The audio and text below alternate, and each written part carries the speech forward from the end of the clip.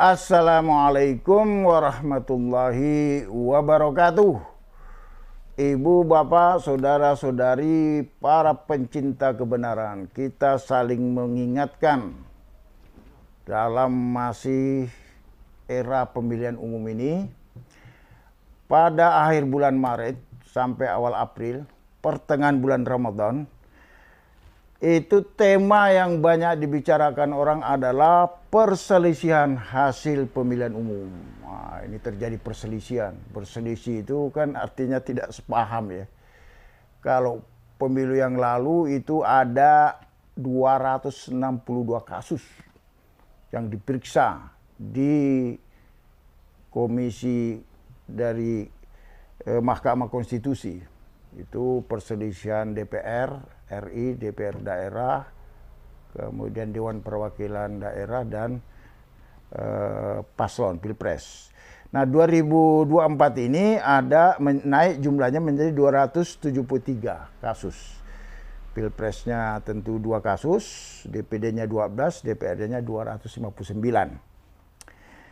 Nah, jadi kita tahu bahwa semuanya itu menuntut adanya keadilan. Kata sucinya ini keadilan.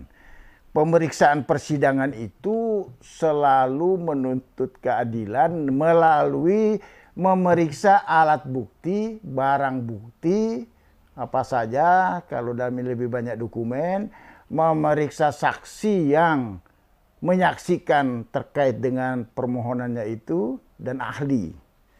Nah, yang dicari itu tentu adalah namanya fakta hukum atau fakta persidangan. Jadi apa-apa yang dibahas dalam persidangan dan itu menjadi terang benderang di situ. Siapa yang benar, siapa yang salah gitu loh. Nah, dengan adanya fakta hukum itu, maka hakim itu menjadi bahan bagi hakim untuk meyakinkan. Sebab keputusan itu kan harus diambil secara meyakinkan, jadi atas keyakinannya hakim gitu ya. Jadi dia sendiri punya nurani berkomitmen kepada keadilan dan dia sendiri melihat fakta-fakta yang muncul dalam persidangan. Nah, ini itu selalu prosesnya lama.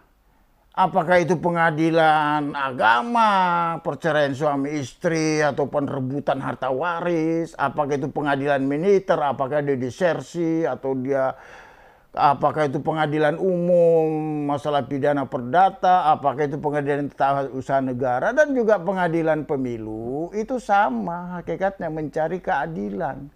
Jadi proses pemeriksaan persidangannya harus panjang. Nah, inilah yang sama sekali lucu dan ajaib di Mahkamah Konstitusi ini, hanya yang dijadwalkan hanya beberapa hari, 4 hari berapa itu. Sementara yang mau dibuktikan itu adanya peristiwa terstruktur, sistematik, dan masif.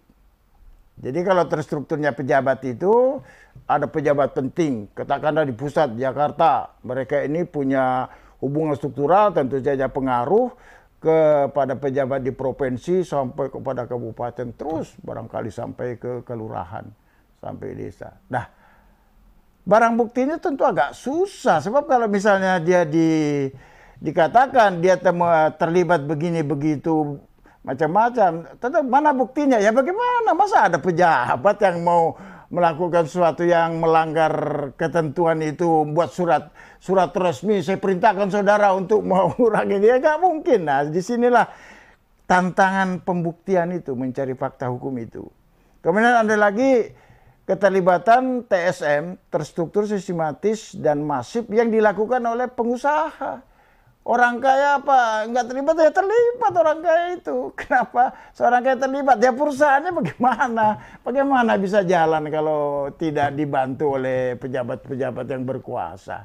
Dulu ada penelitian Pak Yahya Muhammad itu namanya pengusaha clean. Jadi pengusaha itu tidak murni dia pengusaha sebagai industriawan atau investor.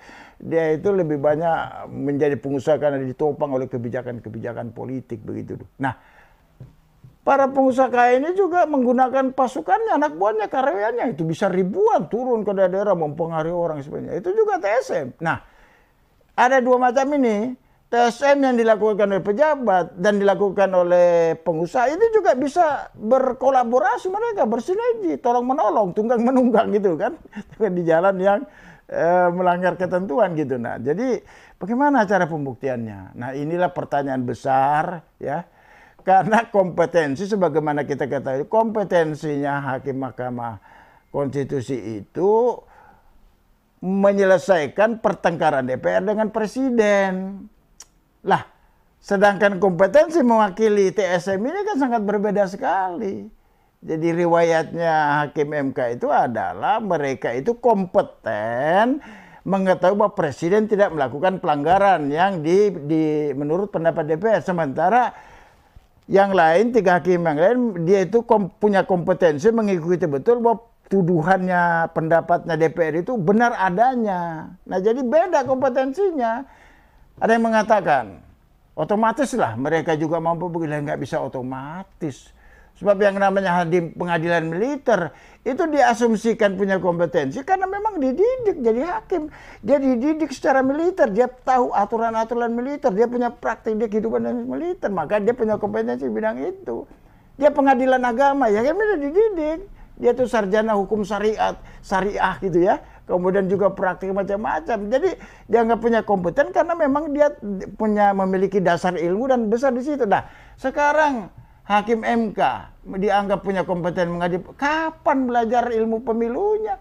Ya mungkin orang per orang ya, tapi nggak bisa dong orang per orang. Ini kan harus kejelasan. Jadi ini tanya besar, ini apa pengadilan beneran atau ini stempel pemeriksaan persidangan, stempel doang gitu loh, bahwa sudah dibawa ke Mahkamah Konstitusi. Nah, demikianlah Bapak-bapak Ibu-ibu, perselisihan pemilu ini jangan sampai menimbulkan perselisihan baru. Mestinya setelah amar keputusan Mahkamah Konstitusi dibacakan, perselisihan selesai. Semua berlapang dada menerima. Kalau pemeriksaan persidangannya berjalan secara adil. Faktanya diperiksa beneran lah.